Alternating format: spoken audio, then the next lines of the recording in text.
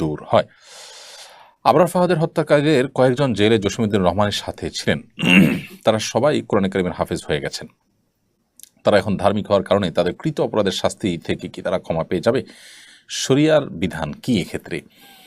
আমাদের প্রচলিত বিধান তো নিশ্চয়ই আমরা জানি যে এখানে লঘু হওয়ার কোনো কারণ নেই, শাস্তি এর কারণে মওকুফ হয়ে যায় না প্রচলিত আইন অনুযায়ী। কিন্তু শরিয়ার যে বিধিবিধান সেটার আলোকেও আপনি ধার্মিক হয়ে গেলেই কাউকে খুন করলে আপনি সেই দায় থেকে মুক্ত হয়ে যাবেন না।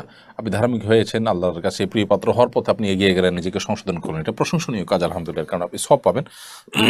বাট কোনো মানুষকে হত্যার সাথে যদি আপনি জড়িত থেকে থাকেন তাহলে শাস্তি আপনার উপর ঠিকই কার্যকর করা হবে। হ্যাঁ, যদি এমন হয় যে নিহত ব্যক্তির পরিবাররা আপনাকে ক্ষমা করে দেন, তারা তা আপনার কাছ থেকে যে কেসাস প্রাপ্য রয়েছে শরিয়া বিধান অনুযায়ী হত্যার বদলে হত্যা,